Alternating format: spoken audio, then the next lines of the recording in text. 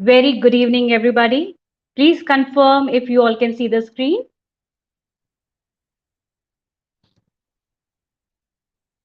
Good evening, Shubham. Good evening, everyone. Good evening, Vanishri. I can see students are connecting. So yes, is the screen visible? And am I audible properly? Is my voice clear and loud? Good evening, Rahul.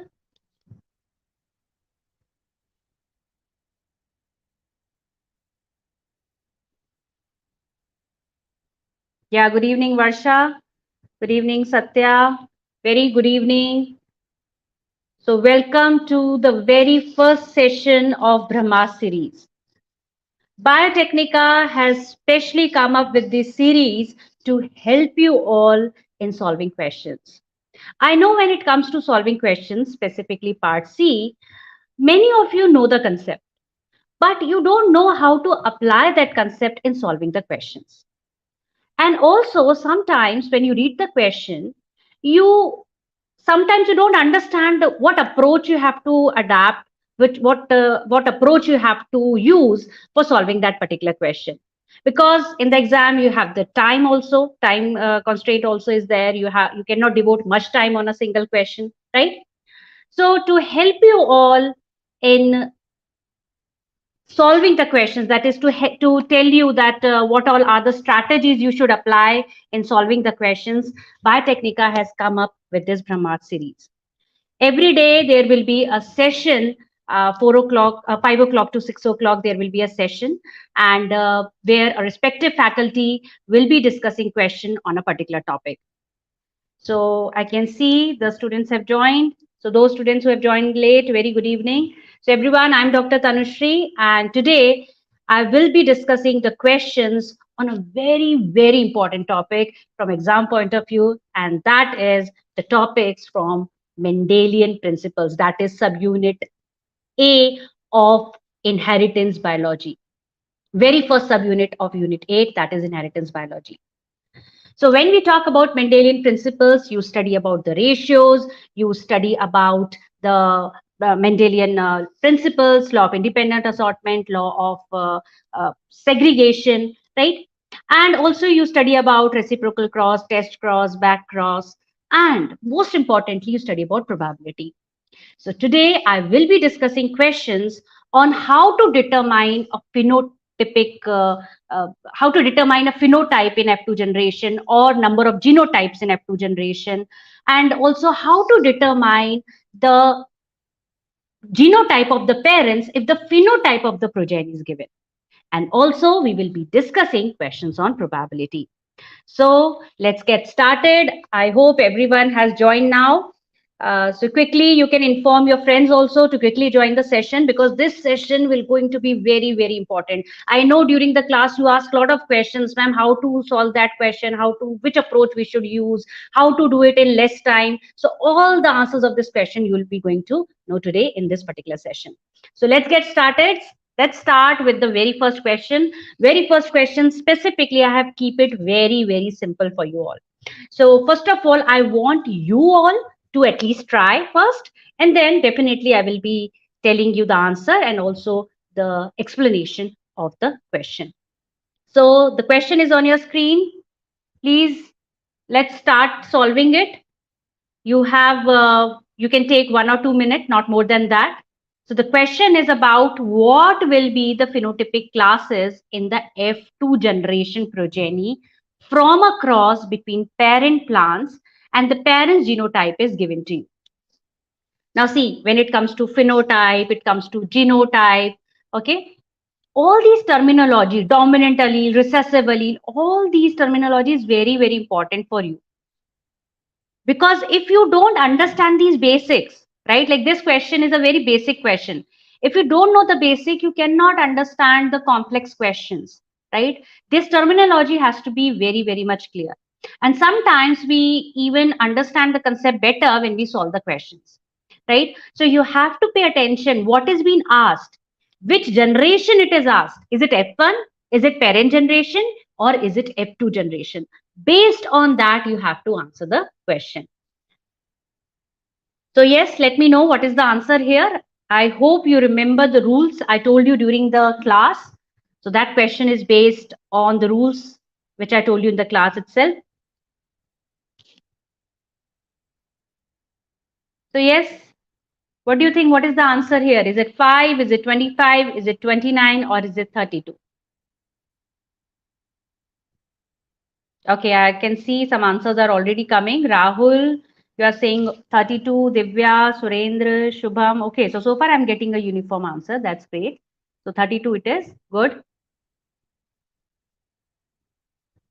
I want everyone to try. Okay, you take your time. See, you have to remove this hesitation that I can't do a particular question. We are starting with the very simple question. Okay, so it doesn't matter. I don't want the right answer. I just want you to try. Okay, I don't need the right answer. If you do it correctly, it's good. If you don't do it, then it's very good. Because if you don't do it correctly, you will understand the question. You will understand then, more that why this question, like what I did and what exactly has to be happened, that difference you will understand, right? And you will never forget that concept. So I want you all to try. Okay, so Apnel 25, Kantimati 32, Suresh 32, fine. Thank you so much, Reva. Even I'm glad that you all have joined the session. Thank you so much for joining.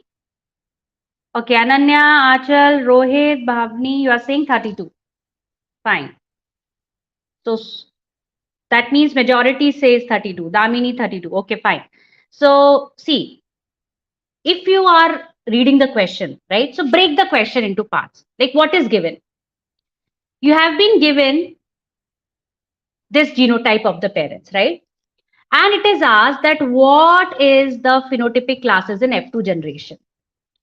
Now, this question is simply based on these mathematical rules, right? So this is one trick that you all have to use if such type of questions are asked in the exam. The trick, that is, it's a shortcut. If you see any question where you have more than two genes are given, right? Because if one gene is given, it's easy. Monohybrid cross, two, dihybrid, fine. You can easily draw the Punnett square and write down the answer. But when it comes to the genes, like three or more than three, then just imagine you're drawing a Punnett square and you are determining the number of, first determining the gametes form, then determining the phenotypes or genotypes. So don't you think it will be so time consuming, right? And maybe like in the exam, you are nervous sometimes. So maybe you write down the wrong gamete combination. And because of that, all the other further steps uh, will not be right, right? So it's a trick here, or it's a shortcut, that if such type of questions are asked in the exam, you need to use these rules. So for the gametes formed, the formula is 2 raised to power n. For number of genotypes produced, formula is 3 raised to power n. For phenotypes produced, it is 2 raised to power n again. And if they ask you about the total number of progeny, it is 4 raised to power n. Now, what is n here? N is the number of heterozygous gene pairs that you have to remember.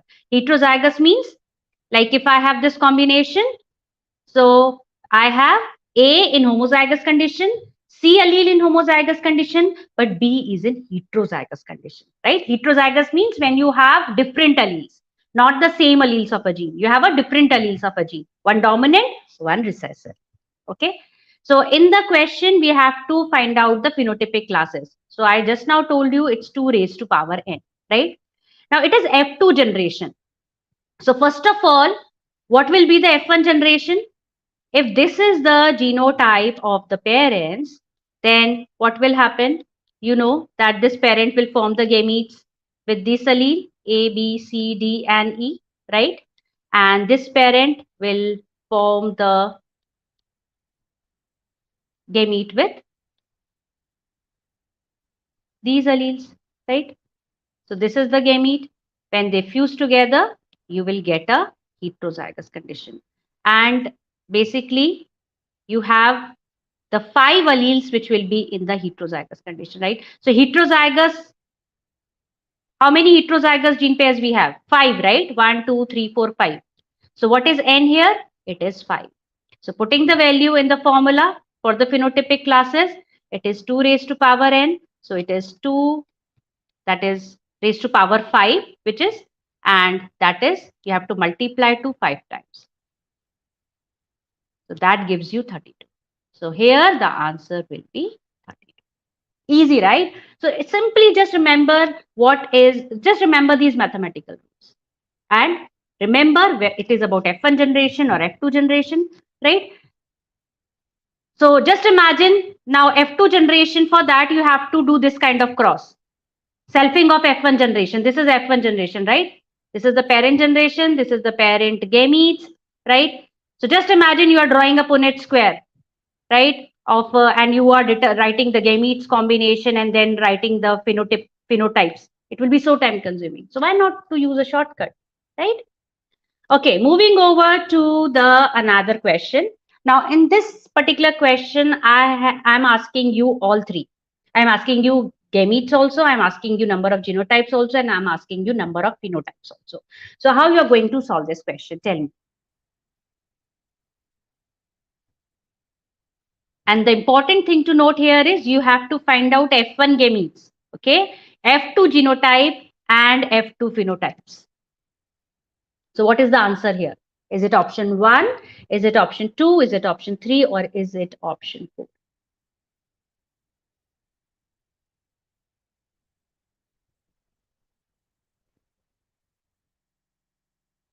Okay, Kirtana, Rahul, Suresh, you are saying option 1. Very quick. Very good. Surendra, option 1. Remember, it is gamete of F1 generation, not the parent generation. Then it is the genotype of F2 and phenotype of F2. And the genotypes of the parents are given. So this is the parental genotype it is given.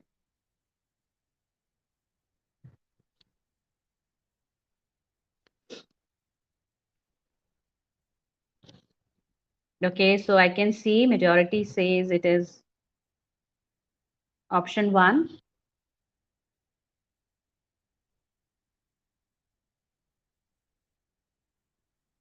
Okay, so let's check. It's easy. I don't think you need to take lot of time. If you calculate 1 also, right, you can easily do. So this is the genotype, right? So this is the genotype of the parents which is given to us, right? This is P generation. Now this parent will form the gamete with this combination, right? And this parent will form the gamete with this combination, right? So these are the parental gametes. And now these two will be fused together, like these gametes will fuse and we will get the triple heterozygous condition, right? This is F1 generation. Now in the question, it is asked about the F1 gametes. So that means F1 gametes means now you have to perform selfing of F1 generation, right?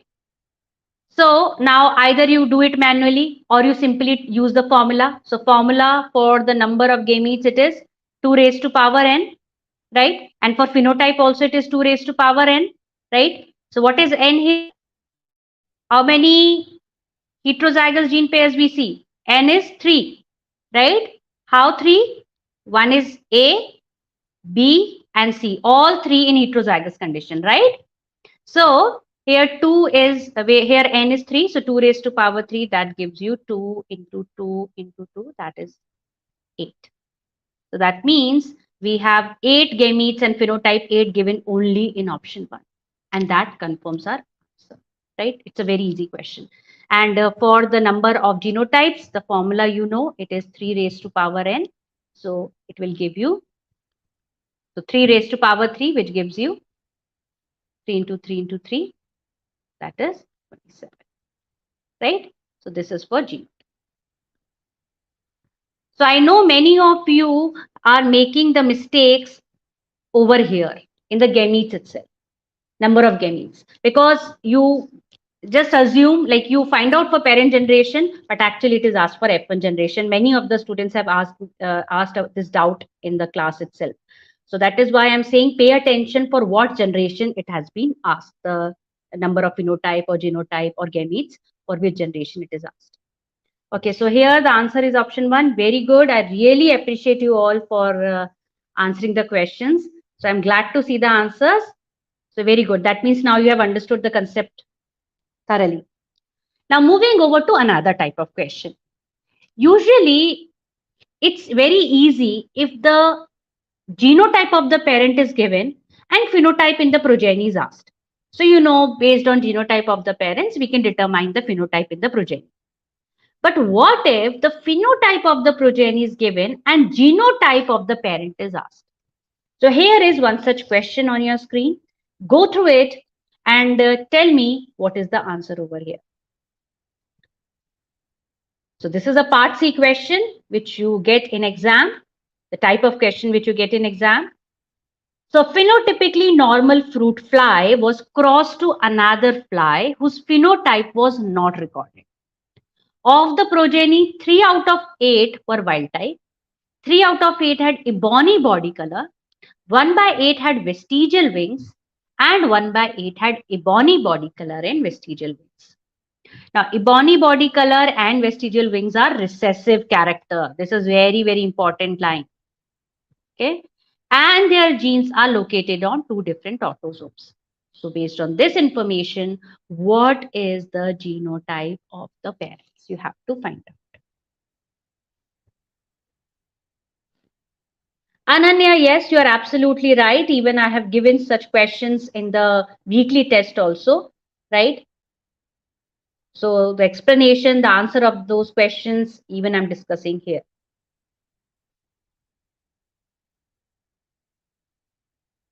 Okay. So option 2, some are saying option 3, even option 1. Okay. So for this question, now I'm getting mixed answers.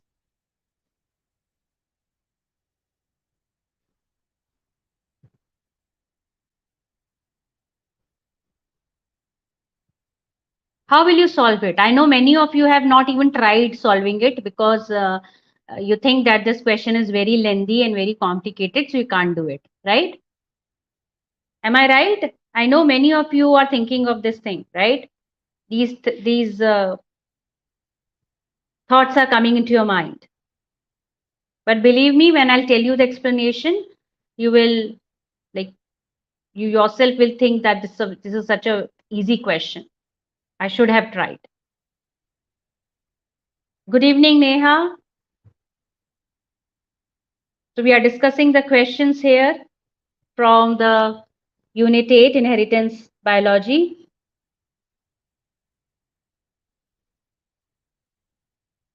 Read the question carefully, note down what all information is given in the question, and then solve it. Initially, when you are starting with solving such questions, it's better that you write down what all information is given separately and then recall what concept has to be applied and then try solving it. Okay, so option 2, option 3, and even option 1. Option 1 also you all are saying. Some of you are saying.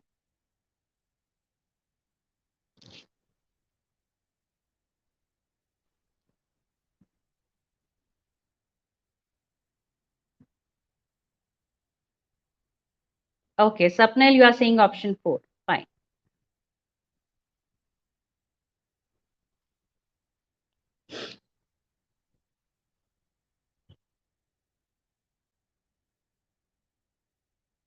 Okay, that's great, Amisha. Good to know if you have solved this during the test. That's great.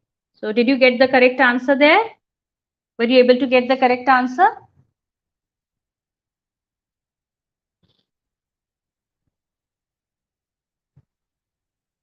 So see, I have written what all information is there separately. Okay. So like this, you can write it down separately.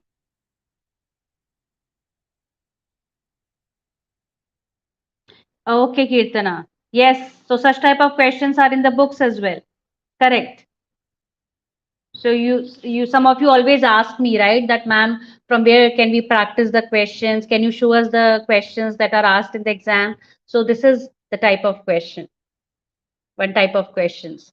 So that is why I'm again and again saying practice such type of questions. These topics are very, very important. In the exam, definitely you can get questions in the exam. So this is the reason when we talk about important topics. So these are the important topics: probability, Mendelian ratios from the subunit 8A, uh, specifically, which you need to study and practice questions based on that. Okay. So basically the answer here is option 2. Now, why it is option 2? So I can see some of you have answered option 2, but some have answered option 3 also, and option 1 and option 4 also. So as I mentioned earlier, that you have to write down what all information is given in the question separately, right? So I have written that, okay, in the question, the ratio is given that 3 out of 8 is wild type, ebony body color is 3 by 8, 3 out of 8, vestigial wings 1 by 8, and ebony body color and vestigial wing is 1 by 8. And ebony body color and vestigial wings are recessive trait. Now, please remember, students, when you talk about like, and if you see the options, this is what is given, right? So if you remember in the class also I have told you that we can represent the alleles in two ways. One is when you write down the dominant allele with the uppercase letter, and lowercase letter represents the recessive allele. But other way of representing is that you write a letter and you add a plus sign in superscript. So that represents wild type allele. Okay, and the one which is written without the plus is the mutant allele. Now, wild type is the allele which is majorly been found in the wild population, and it is usually the dominant one. So here, first of all, we have to, based on the options given, so you can easily write down that wild type for like two traits are given. One is the body color, another is the wing. So for the body color, we can write down the alleles like, so for the body color, this one will be the wild type, right? So this is the wild type, and your recessive or mutant will be without the plus, right? And another trait given to us is the wings, right? So wings again, we can have the wild type. So wild type I'm representing with this allele, and mutant with this allele. So ebony body color and vestigial wings are recessive traits. So these are the mutant alleles and these are the recessive trait, where E is for ebony body color, the allele E for ebony body color, and vestigial wings by VG. Now to answer this question, we have to consider one option, one at a time. So if you look at the first option, we will consider one gene pair at a time, right? So the strategy of solving this question is consider one gene pair at a time. So the alleles of two genes are given, one for body color and one for wing. So first consider, let's say I consider for body color, right? So one of the parent is having the mutant allele or recessive allele in homozygous condition, and another parent is having the wild type alleles and in homozygous condition. So obviously this parent during the formation of gametes, like it will form the gametes with the recessive allele, and this parent will form the gametes with the wild type allele only, right? Now you only tell me if these are coming together, if this gamete fuses with this one, or it fuses with this one, if this gamete fuses with this one, or if this gamete fuses with this one, don't you think we will get heterozygous in all four cases? And when I say heterozygous, that means the trait we will always observe the wild type in the progeny, right? Wild type body color we will get. But here we are getting ebony also. So that means this can never be the genotype of the parents. Answer cannot be option 1. Understood? How can be the ebony body color can come in the progeny? For ebony body to color to come in the progeny, you need to have recessive allele in homozygous condition. But if this is the genotype of the parent, how can we get the ebony body color in the progeny? We can never get, right? Similarly, 3 can also not be the answer, because again you can see one of the parent is having wild type allele in homozygous condition and another parent is having heterozygous condition. Now, if you draw the Punnett square, okay, if you are not able to do it with this line diagram, if you draw the Punnett square, write down the gamete of one parent on one side and gamete of another parent on another side. What you will get? You will get either wild type allele in homozygous condition right? Or you will get it in heterozygous condition. So be it homozygous or heterozygous, what will be the phenotype? It will be wild type only, because we are not getting the allele for ebony body color in homozygous condition here, right? So again, option 3 cannot be the answer. Then if you see option 4, don't you think it is like the Mendel's dihybrid cross? I am sure you know what is Mendel's dihybrid cross. The dihybrid cross where we consider the two genes, right? The parents that differ in two genes. If you remember, I discussed this example in the class that when smooth, that is seed shape and seed color we considered, right? So parent one with the smooth seed and yellow color and another wrinkled with green wrinkled seeds with green color are crossed. So you get a double heterozygous condition in the F1 generation, right? So this is double heterozygous. Similarly here, don't you think this is like that only? Right? So when I say it is like Mendel's dihybrid cross, what is the phenotypic ratio we get in Mendel's dihybrid cross?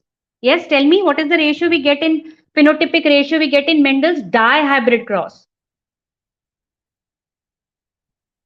Quickly tell me. Ananya, it's okay. If you are not able to get it right during weekly test, it's completely fine. That is why I'm discussing the questions here. Quickly tell me, what is the phenotypic ratio? 9 is to 3 is to 3 is to 1, right? It is 9 is to 3 is to 3 is to 1. Are we getting this ratio over here? Yes, Surendra, Rahul, Amisha, Achal, very good. 9 is to 3 is to 3 is to 1. But are we getting this ratio here? We are getting 3 out of 8 wild type, 3 out of 8 ebony body color, 1 by 8 vestigial. No, right? So how can this be the answer? Again, this is not the answer. So you are only left with option 2, and therefore answer here is option 2. Okay, and even you can cross check also, right? So although if you do it this way, it's very good, but again I will tell you one strategy that if you want to cross check that whether your answer is correct or not, what you can do is write down this answer. Okay, like write down the genotype. So consider one gene pair at a time. I'm considering for the body color first. So just write down what should you expect. This one will form the gamete with this recessive allele. This parent will form the gamete. Now, two types of gametes it will form either with dominant allele or with the recessive allele, right? So if these two are coming together, you will get heterozygous condition, or if these two are coming together, you will get homozygous recessive condition, right? So half are heterozygous, half are homozygous recessive. Now, if you look for the wings, what is the combination given? Both the parents are heterozygous, right? Both are heterozygous. So both are heterozygous, right? So you can draw the Punnett square, you can determine the combination, right? So it's like the Mendel's monohybrid cross, right? So you will get here VG plus, homozygous dominant condition. Here you have the heterozygous condition. Here again you have the heterozygous condition, and here you have homozygous recessive condition, right? So homozygous recessive will be, that is for vestigial wing, it will be 1 by 4, right? Now, so what is the probability of getting ebony body color and vestigial wings? These are both independent traits, right? So ebony body color, this is for ebony body color, right? Because over here, this one will give wild type, right? So ebony body color, it is 1 by 2, and for vestigial wings, 1 by 4, because in homozygous dominant or heterozygous, you will get wild type. So that is 1 by 8. And yes, that is what we are getting here, 1 by 8, right? So this is how we have to solve the questions. You can even cross check. Okay. So I hope it is clear to everyone, right? So you have to consider one gene pair at a time. That is what I have mentioned here. One first time body color, then you can consider wings, and you can calculate the probability. So for the wild type body color and wings, it will be 3 by 8, because I told you 3 out of 4 will be showing the like it will be showing the wild type, and even here also 1 by 2 is showing the wild type. So 1 by 2 into 3 by 4 gives you 3 by 8. And this is what I already showed you, bony body color and vestigial wings will be 1 by 8. Okay, so even you can cross check also while practicing the when you are practicing, right? So just find, like, if you have a doubt in your mind that whether the answer I'm getting is correct or not, so you can cross check also. So I hope you like the strategy. Yes, I hope now you will never make a mistake in such questions. Ananya, you have mentioned, you have asked that you don't understand the 9 is to 3 is to 3 is to 1 matter. Okay. So see, Ananya, I told you whatever information is given in the question, it is useful for us, right? Now, if you read the question, the ratios are mentioned that wild type 3 by 8, ebony body color 3 by 8, vestigial wings 1 by 8, right? So that means when we have to determine the genotype of the parents, we can take help of these ratios also, right? So I told you how to utilize the ratios information in solving the question. Like I told you, this is what is nothing but the Mendel's dihybrid cross only, right? So in such cases, whatever the phenotypic ratio we get in F2 generation, it should be 9 is to 3 is to 3 is to 1, which is not over here. So don't you think you can use this one of the criteria to omit one option out of 4? Right? So this is something we learn as we solve the questions, right? That is what I'm saying, that even this kind of information it can be utilized. Mendelian ratios information has to be utilized. It can be utilized in solving the question. So if you remember in the class also, I emphasize on the fact that remember the ratios, right? Sometimes we miss these very small things, but you don't know that these small things can play a very important role when it comes to solving questions in the exam. Now, moving over to the another question. So please have a look at the question and then you can tell me what is the answer here. So the question is about a recessive inherited disease, okay, which is expressed only in individuals of blood group O and not expressed in blood group A, B or AB. Alleles controlling the disease and blood groups are independently inherited. A normal woman with blood group A and her normal husband with blood group B already had one child with the disease, and woman is pregnant for the second time. So you have to find out what is the probability that second child will also have the disease. Now this question is based on probability. So now we have moved over to the probability questions. So just have a check and let me know. Just read the question and tell me what is the answer here. Meanwhile, let me check the chats. So Gaurav, first we check the ratio, recessive or dominant. Gaurav, you have to note down whatever information is, you have to pay attention to what information is given in the question, right? Like over here, if I talk about this question, what information is given to you? It is given to you that there is a disease which is recessive inherited. That is, it is associated with recessive, right?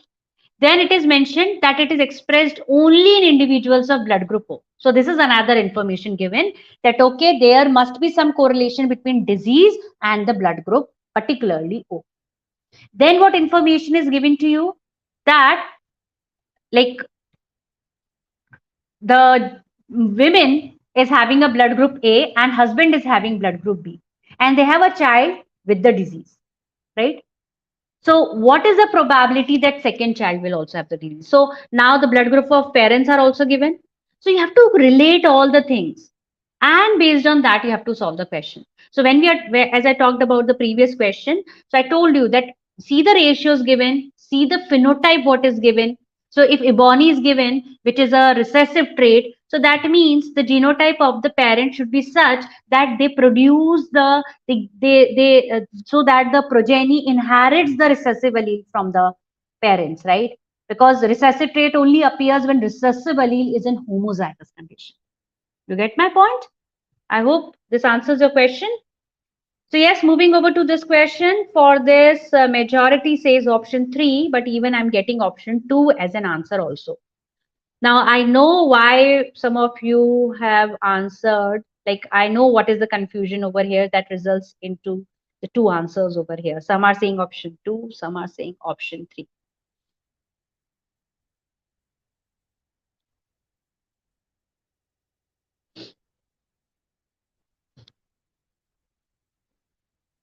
See, everything will not be given to you in the question. You have to relate whatever you have studied so far, that information you have to utilize for in solving the question. Like, one thing is very clear, a recessive inherited disease. So that is, the disease is associated with recessive allele. Now, if the disease is associated with recessive allele, you have to recall that the disease can only happen if the recessive allele is in homozygous condition. The disease will never happen if the recessive allele is there in heterozygous, like if it is coming in like heterozygous condition, if it is there. No. For the disease to occur, if it is associated with recessive allele, it has to be homozygous condition, right? Now here, this disease is also associated with the blood group O. If any individual is having blood group A, B or AB, the disease will not happen, right? Now, what information is given to you? Blood group, mother, the women is having blood group A and husband is having blood group B. So that means now you have to recall the information when we have, like how, when the blood group A is formed and when blood group B is formed. So again, now you have to recall that concept here. That what are the alleles for blood group? When O blood group is formed, when A or B is formed. That you have to recall here. So I can see the majority of you says like mixed answers I'm getting, option 2 and 3. So let's solve this question. Before solving this question, I would like to tell you, like I told you, this question is about probability. So you know what is probability. You have to recall here that probability is the likelihood or the chance for a particular event to occur by the total number of, divided by the total number of possible cases or events which are there. So like, for example, when we talk about the probability, like when you cross the yellow seeded plant with green seeded plant, what is the probability of getting the yellow seeded plant? Let's say if I ask you this question. So for that, you should know that what all total events are there. So you know 4 offsprings are there, right? But the probability of getting yellow seeded plant is 3 out of 4. If I specifically ask you what is the probability of getting the green seeded plant, so out of 4, it is 1. So 4 are the total possible cases, and this 1 is the favorable case we are looking for, that is for green seeded plant, right? So this is the probability. Probability that an event will occur in number of is the number of favorable cases divided by total number of possible cases. And I'm sure you know that we have mainly 3 type of probability rule: product rule, sum rule, and binomial theorem. I have given you the keyword for each of 3 in the class, right? In the classroom lecture, I have given you the keywords, because I know when it comes to the rules, the basic problem that students face is that, ma'am, which rule we have to apply? We are not able to understand which rule to apply when, in what type of question, right? So if you remember, I gave you the keyword independent event for product rule, mutual exclusive for sum rule, and unordered event for binomial theorem, right? And even I have shared this table earlier also in one of my session. And I have told you that if you have a problem in understanding, the best strategy is compare and learn.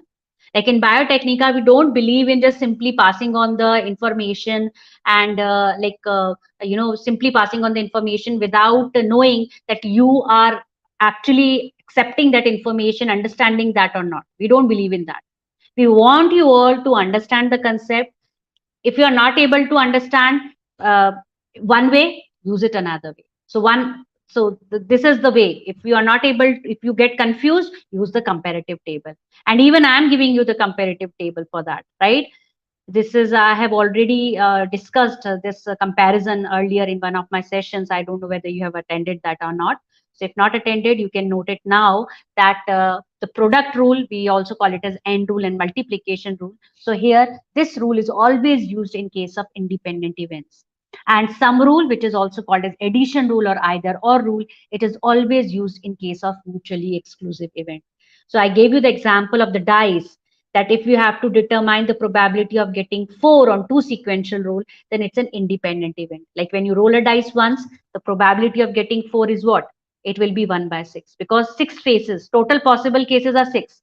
But specifically what number I'm looking for? Number 4. So that is the probability is 1 by 6. And if you are performing sequential rolls, probability of getting the number 4 and again is again 1 by 6. So because these two are independent events, we use the product rule here. And mutually exclusive is used, for example, if I ask you what is the probability of getting number 3 or 4. So when you're rolling a dice, either you get number 3 or 4. So it's a or, either or condition. So in that case, we use mutually exclusive principle. So here for getting number 3, what is the probability? 1 by 6. What is the probability of getting number 4? 1 by 6. And you will be using sum rule over here. So I hope you have recalled all these information I have already discussed in the class in detail. Right now, I'm just making you revise, quickly recall, helping you recall the concept. Okay. So yes, I can see some of you have, like, I've already got the answer. So see, you have to consider two cases over here. The strategy of solving this question is you have to consider the probability that a child will have a blood group O. And second probability, the case that you have to consider is that the probability of getting the disease, right? So two things are there. One is probability of getting O blood group, because disease is associated with O blood group. So you have to consider two cases, one for blood group, another for disease. Now, if you remember, like mother is having the blood group A. So A blood group is only possible when the mother inherits the allele with the of the blood group with A antigen in homozygous condition, or it has the allele for A antigen and another allele with no antigen. Then also the blood group is A, because the allele with A antigen is dominant over allele with no antigen. Similarly, blood group is possible if the individual inherits the allele for B antigen from both the parents. That is homozygous condition. But if it inherits allele for B antigen from one parent and allele with no antigen from another parent, then also the blood group will be B, because the B is dominant over the allele with the B antigen is dominant over allele with no antigen. Now, in the question, it is mentioned that one child already has a disease. So that means for the child to have the O blood group, it should inherit the allele with no antigen from both the parents. And that is only possible if parents are heterozygous. That is, they have the allele with the A antigen and allele with no antigen, and husband with allele with B antigen and another allele with no antigen. Because then only the blood group can be O, right? So if this is the genotype, so this is the reason this would be the genotype of the mother, and that is the wife, women, and the husband. So here this we will get like these type of gametes will be formed, right? And here these two will be formed with the B antigen or with the without any antigen, allele without any antigen. So either these two can come together, or these two can come together, these two can come together, or these two can come together, right? So either we will have the AB blood group in the progeny, or we will have the A blood group, or we will have the B blood group, or we will have the O blood group. So O blood group probability is what? 1 by 4, right? Similarly, we have to assume the alleles for the disease also. Now, again, because the disease is associated with a recessive allele, the child must have inherited the recessive allele from both the parents, right? So again, here we have to consider both the parents to be heterozygous. So this is what you have to understand, why I have considered the parents to be heterozygous here. Because one child is already with the disease. And because disease is associated with recessive allele, the child can get only the disease if it has inherited the recessive allele from both the parents, right? So this, it is like a Mendel's monohybrid cross, right?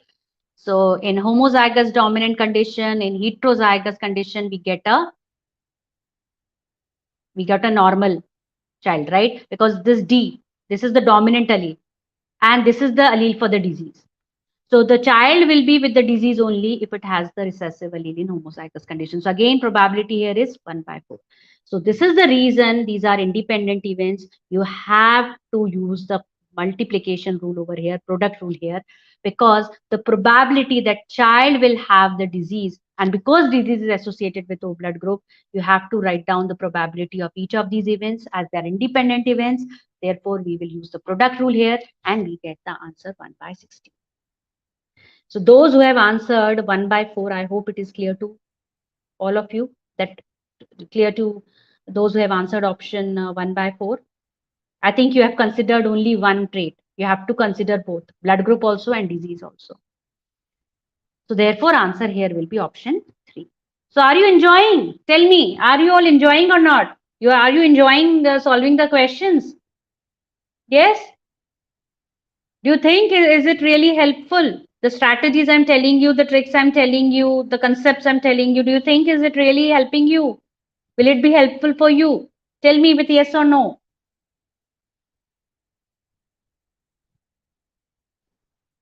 Okay, thank you. That's great.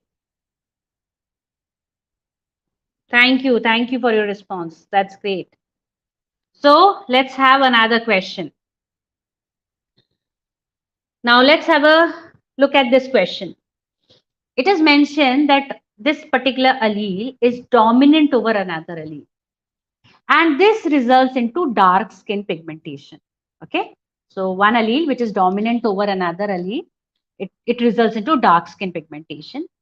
Now, if the mating means crossing of the individuals with this genotype occurs, 6 offsprings were produced.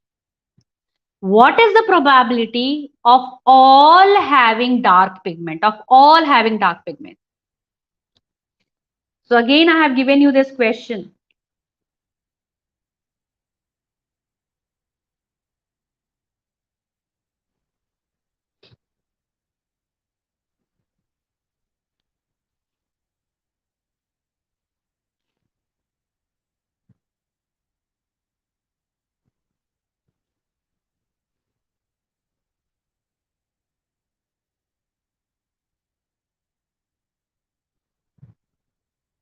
Okay, Babita, you're asking that what I have done, BSc or BTech. Babita, I'm PhD in biotechnology. For your information, I'm PhD in biotechnology. Okay.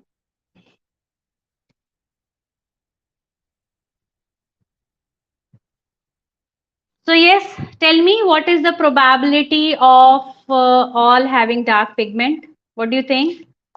So I'm getting the options 3 over here. Option 3, okay, that is 729 by 4096. Okay, graduation you are asking. It is BSc, Babita. Okay, for graduation if you are asking, not BTech. Okay.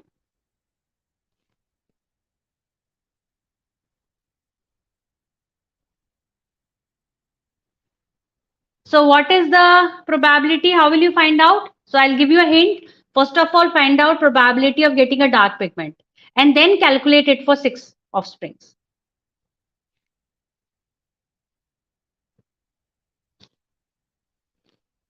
So let's quickly solve. We have little time left. We have a class up to 6 o'clock only. Okay, Janvi, you did not get the question. See, it is mentioned that there is a dominant allele which results into dark skin pigmentation. Okay. Now, see, students, there are certain things that we have to assume while reading the question. If one allele is responsible for dark skin pigmentation, which is dominant one, obviously the recessive allele which is given must be responsible for light skin pigmentation. This is not mentioned, but this is something which you need to assume. Obviously, if one trait is dark, another will be light. Now, it is mentioned that if the two individuals with this genotype are crossed, what is the probability that the 6 offsprings will have the dark pigment? So total, you have to find out the probability for dark pigment, and that too in 6 offsprings you have to find out. Okay, option 3 it is.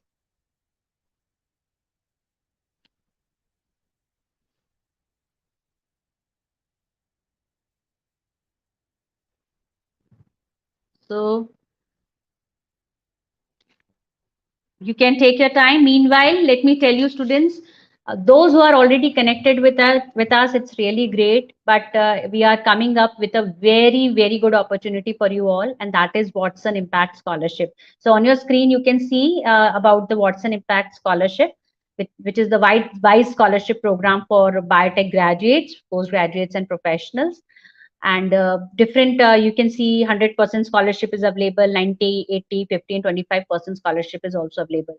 So it's very like when it comes to the class, like when you have to join any kind of coaching classes. So if you are getting the scholarship, I think it's not only the scholarship just which will help you in attending the classes. You will be getting lots and lots of um, within the scholarship. You will be getting access to a lot of things like the quick revision tools, right? You will be getting access to the internship. You will be getting access to the workshop. You will be getting access to the conferences and also the classes also. So whichever field, like be it you are a graduate, a postgraduate, or professional in any field, if you need our help, it's a great opportunity for you to connect with us. Okay, so please keep in mind this Watson Impact Scholarship. If you want the details about it, you can call it on this toll-free number. Okay, only limited slots are available. So it's a request that as soon, like, it's better if you do it as soon as possible.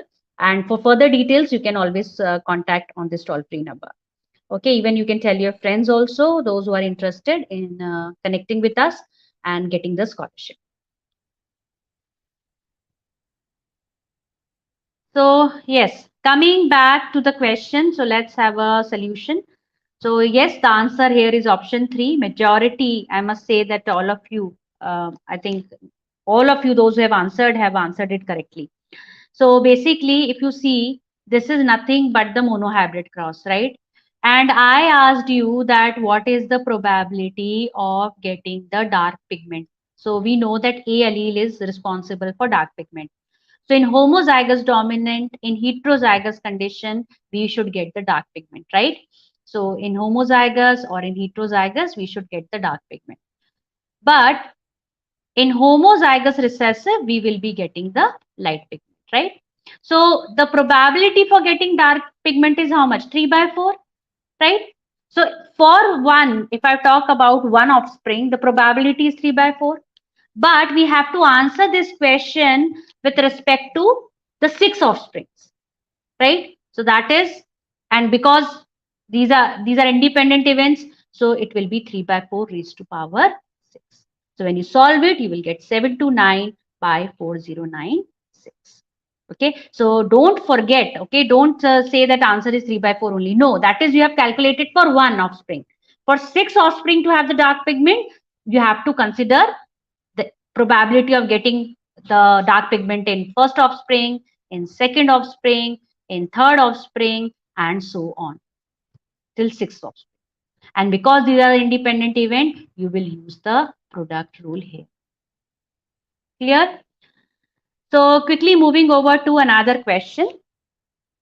Phenylketonuria is a metabolic disease in humans and it is caused by a recessive allele. The allele is mentioned, small k. If two heterozygous carriers of the allele marry and plan a family of 5 children, what is the chance that all their children will be unaffected? If you remember, this type of question even I discussed during the class lecture also, right? But there I give you the condition 4 unaffected, 1 affected, right? But here I'm simply asking you what is the chance that all their children will be unaffected. How will you solve this question? Which rule you will apply here? First of all, tell me which rule you are going to apply here. Product rule, sum rule, or binomial theorem? I want to know from each one of you.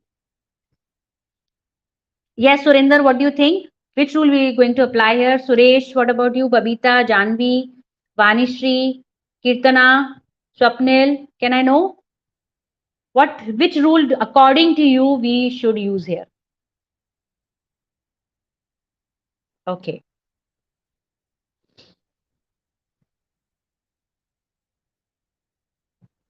I can see majority says binomial. What is the keyword for binomial? Unordered event. What is mentioned in the question? 5 children, right? 5 children are there, and there is a disease phenylketonuria which is caused by recessive allele. So obviously, if as I mentioned earlier, that sometimes you have to assume the things, right? If recessive allele is given, that means the dominant allele or the normal allele we can represent with uppercase letter K. Although it is not mentioned in the question, but this is something that we through going through the Mendelian principles, Mendelian experiments, we know that okay, for a trait we have a dominant allele, we have a recessive allele, right? So based on that knowledge, we can write down that okay, there is a normal allele and there is a allele for a disease phenylketonuria. And the parents, like, they are heterozygous carriers of the allele they marry. So that means parents are heterozygous here. They are having one dominant and another recessive allele. So why carrier? Because although they have the allele for the disease, but disease symptoms will only appear if the recessive allele is in homozygous condition, because this is the disease associated with the recessive allele, right? So this is a cross. And you have to find out that what is the affected, all their children. So by binomial theorem, I have not if this would have been the case, definitely binomial theorem, because order can be anything. First four can be unaffected, another affected, first can be affected, then unaffected, or we can have unaffected, affected, like that. But here all five, all their children means all five are unaffected. So we don't need an order here, right? It's already mentioned all their children are unaffected. So binomial theorem is not used here. Okay, Bhavni, you are absolutely right. It's the product rule we are going to use here. Correct. So that is what, at the very first point only we have made the mistake. What mistake? We are now using binomial theorem. We will be writing the equation. We will be putting the values in the equation and solving it. So how come we'll get the correct answer? We will not get the correct answer, right?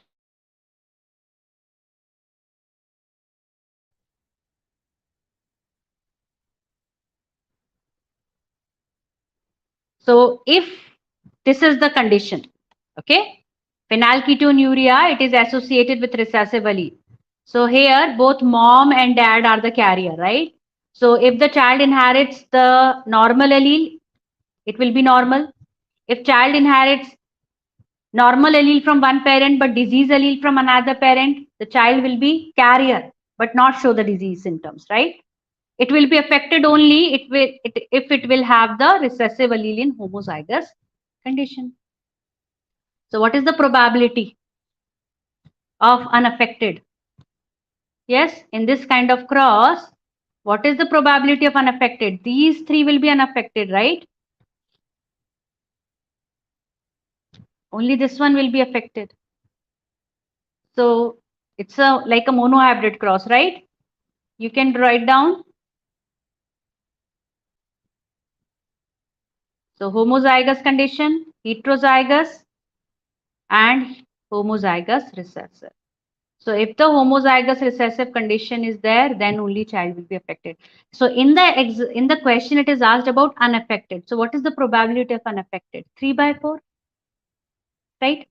So a particular child with the disease, without the disease, that is unaffected, is 3/4. And how many children for that it is asking? All children, that is 5 children are there. So that means it is 3/4 raised to power 5. So when you multiply 3/4 into 3/4 into 3/4, what you will get?